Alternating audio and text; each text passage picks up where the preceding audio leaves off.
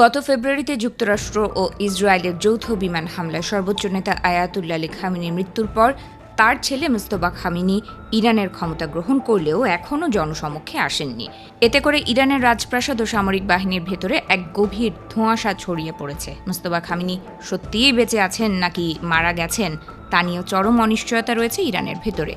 মুস্তফা খামেনিকে নিয়ে তাই রহস্যের জট খোলা সম্ভব হয়নি। এর মধ্যেই মুস্তফা খামেনি ও ইরানের প্রেসিডেন্ট মাসুদ পেজেশকিয়ানের একটি গোপন বৈঠক নিয়ে নতুন দাবি প্রকাশ করেছে লন্ডন ভিত্তিক সংবাদ মাধ্যম ইরান ইন্টারন্যাশনাল। প্রতিবেদন অনুযায়ী তেহরানের একটি অজ্ঞাত স্থানে গাঢ় কাচযুক্ত একটি গাড়ির ভেতরে কয়েক মিনিটের জন্য এই বৈঠক অনুষ্ঠিত হয়। তবে বৈঠকের সময় চারপাশ এতটাই অন্ধকার ছিল যে মুস্তফা খামেনিকে দেখতেই পাননি প্রেসিডেন্ট পেজেশকিয়ান।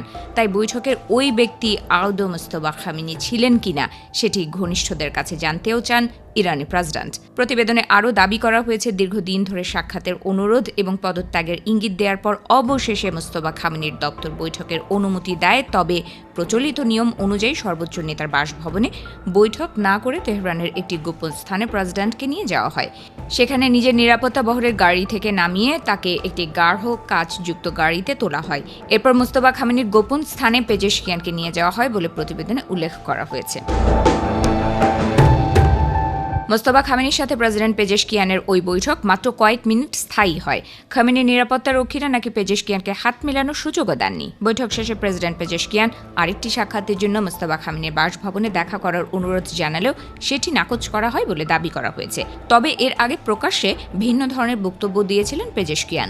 গত মে মাসে ব্যবসায়ী প্রতিনিধিদের এক অনুষ্ঠানে তিনি জানান, মুস্তফা খামেনির সঙ্গে তার প্রায় 2.5 ঘণ্টার একটি বৈঠক হয়েছে। সম্প্রতি তিনি বলেন, বর্তমান পরিস্থিতিতে সর্বোচ্চ নেতার সঙ্গে যোগাযোগ করা কঠিন। দেশ পরিচালনায় মুস্তফা খামেনি গুরুত্বপূর্ণ ভূমিকা পালন করছে বলে উল্লেখ করেন তিনি।